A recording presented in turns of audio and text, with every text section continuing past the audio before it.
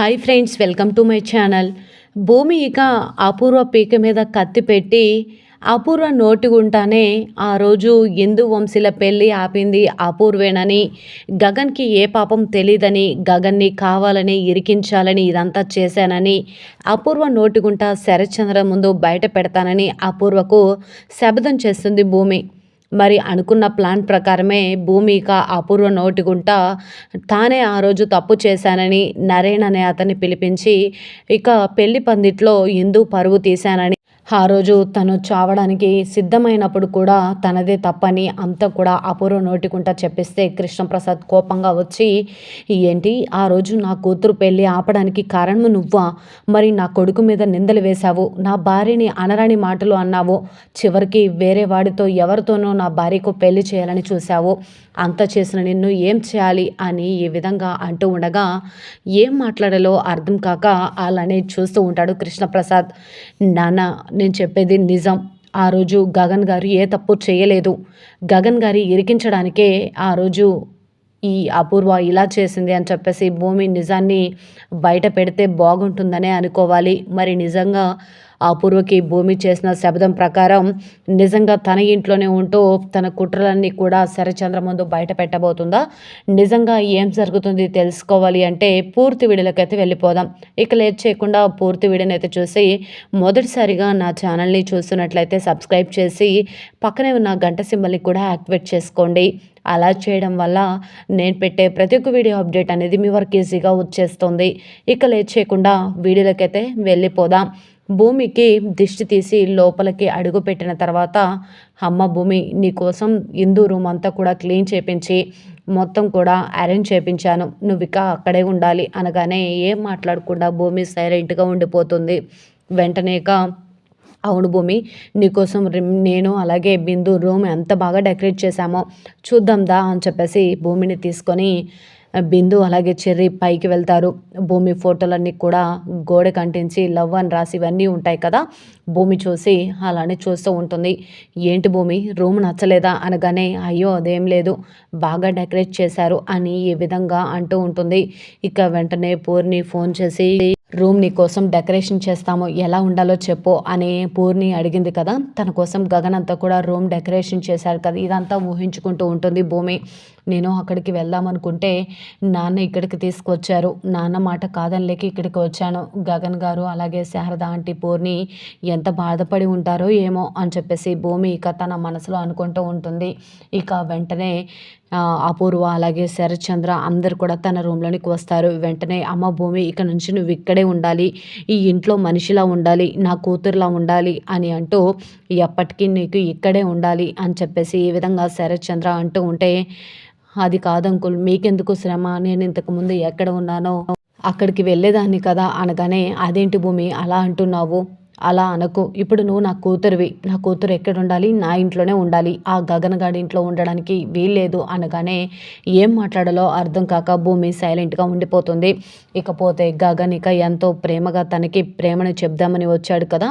హాస్పిటల్లో భూమి లేకపోవడంతో పాపం వెనక్కి తిరిగి వెళ్ళిపోతాడు. కార్ స్టార్ట్ చేసి వెళ్ళిపోతూ ఆలోచిస్తూ ఉంటాడు.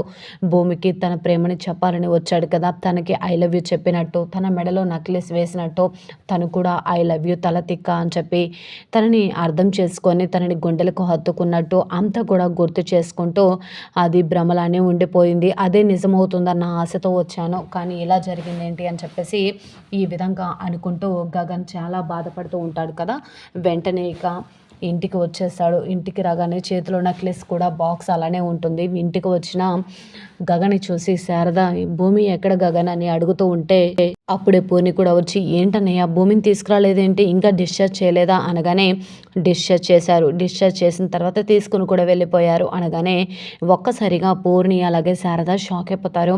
ఏంటన్నయ్య నువ్వు అనేది, భూమిని ఎవరు తీసుకెళ్లారు అనగానే, ఇంకెవరు, ఆ శరత్చంద్ర తీసుకెళ్లాడు అనగానే, అదేంటి గగన్, మనతో పాటు రావాలని భూమికి లేదా ఏంటి, అయినా నేను గగన్ వాళ్ళ ఇంటికి శారద ఆంటీ వాళ్ళకి ఇంటికి వెళ్తానని చెప్పి భూమి చెప్పలేదా అనగానే, ఇవన్నీ మనం భూమి ఇక్కడ ఉంటే అడగవలసిన ప్రశ్నలమ్మా అని ఈ విధంగా అంటూ ఉండగా గగన్ చేతిలో ఉన్న నక్లెస్ బాక్స్ని చూసి పూర్ణి అలాగే శారద షాక్ అయిపోతారు. వెంటనే శారద ఆ నక్లెస్ బాక్స్ వైపు చూస్తూ ఉంటుంది.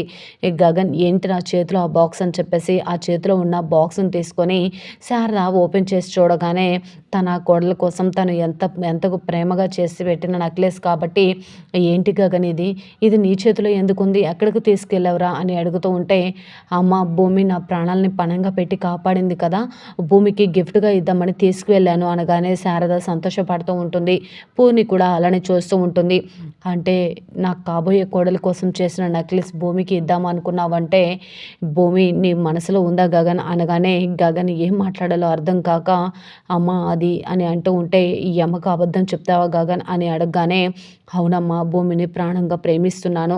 తను నా ప్రాణాలకి అడ్డు వేసి తన ప్రాణాన్ని లెక్క చేయకుండా నా ప్రాణం కాపాడింది అంటే అంతకంటే మంచి కోడలు నీకెక్కడ దొరుకుతుందమ్మా? అంతకంటే మంచి భార్య నాకెక్కడ దొరుకుతుంది? ఆ రోజు చెప్పింది కదా! నువ్వెందుకు భూమి ఇలా చేశావు అనగానే, మీ సంతోషం కోసం చేశాను ఆంటీ అని చెప్పి, నాకొచ్చే భార్య నిన్ను పూర్ణిని ఎంత సంతోషంగా చూసుకోవాలని నేను కోరుకుంటున్నానో, ఆ క్వాలిటీస్ అన్నీ భూమిలో ఉన్నాయమ్మా. ఆ రోజు నాకు ఎంగేజ్మెంట్, నిశ్చితార్థం అని పెళ్లి చూపులన్నీ ఏయేయో అరేంజ్ చేసినప్పుడు భూమి వచ్చి, మీరు పెళ్ళికొడుకుని అంటే పెళ్లి చేసుకున్న అతన్నే కాదు, అత్తగారినే కాదు, ఇంట్లో ఉంటున్న ఆడపడుచైన పూర్ణిని కూడా చూసుకోవాలి అని ఆ రోజు భూమి ఎంత గొప్పగా చెప్పిందో నీకు అర్థం కాలేదా? అనగానే, అవునురా గగన్ అని చెప్పి శారద అంటూ ఉంటుంది. ఈలోపు కృష్ణప్రసాద్ ఇక భూమి బాధపడుతూ ఉంటే తన దగ్గరికి వస్తాడు. ఏంటమ్మా భూమి బాధపడుతున్నావు? అనగానే, నేను శారద ఆంటీ వాళ్ళ ఇంటికి వెళ్ళాలనుకున్నాను మామయ్య. కానీ ఇక్కడికి అని అంటూ ఉంటే, ఏం బాధపడకమ్మా, ఇక్కడున్నా అక్కడున్నా నువ్వు సంతోషంగా ఉండడమే కదా కావాల్సింది అని అంటూ ఉంటే, లేదు మామయ్య అని అంటూ ఉంటే, మీ నాన్న సంతోషం నీలో ఎతుక్కుంటున్నాడమ్మా. నిన్ను బ్రతికించుకొని ఇంటికి తీసుకొచ్చాడంటే నువ్వే నిజంగా తన రక్తం పంచుకు పుట్టిన బిడ్డవని తెలిస్తే ఖచ్చితంగా నువ్వు కోరిన గగన్ అదే నీ మామయ్య కొడుకు గగన్‌కిచ్చి నిన్ను పెళ్లి చేస్తాడమ్మా. నాకు బావ కావాలి నాన్న అని అడిగితే నీకు శరత్చంద్ర మీ నాన్న గగన్‌ని తీసుకొచ్చి ఇవ్వడా అని అడుగుతూ ఉండగా భూమి సంతోషపడుతూ ఉంటుంది. ఏది ఏమైనా సరే మా అమ్మ ప్రాణాలు తీసిన ఆ అపూర్వని ఊరికే వదలదలుచుకోలేదు మామయ్య. హిందూ వంశీల పెళ్లి ఆపింది కూడా ఆ అపూర్వే అనగానే ఒక్కసారిగా షాక్ అయిపోతాడు కృష్ణప్రసాద్. ఏం మాట్లాడుతున్నావమ్మా అనగానే, అవును మామయ్య నేను చెప్పేది నిజం. ఆ రోజు నేను ఊరు వదిలిపెట్టి వెళితే తప్ప హిందూ వంశీల పెళ్లి జరగదని బ్లాక్‌మెయిల్ చేసింది. నేను వెళితే తప్ప ఆ రోజు పెళ్లి జరగదని చెప్పింది. కానీ నేను వెళ్తే పెళ్లి జరుగుతుందన్న నమ్మకం లేదని చెప్పి ఇక్కడే ఉన్నాను. గగన్ ఇక ఆ నరేన్‌ని పట్టుకొని తప్పు చేయలేదని చెప్పి హిందూ మంచిదని హిందూ వంశీ వాళ్ళ ఇంట్లో చెప్పపట్టి తను పెళ్ళికి ఒప్పుకున్నాడు. కానీ ఈ కుట్రంతా జరిపించింది ఆ అపూర్వే అని చెప్పేసి అంటూ ఉంటాడు. ఇక కృష్ణప్రసాద్ ఇంత పని చేసిందా అని చెప్పి ఆలోచిస్తూ ఉంటాడు. గగన్‌ని ఇరికించడానికి ఇదంతా చేసుంటుంది అని చెప్పి కృష్ణప్రసాద్ కోపంగా అంటూ ఉంటాడు.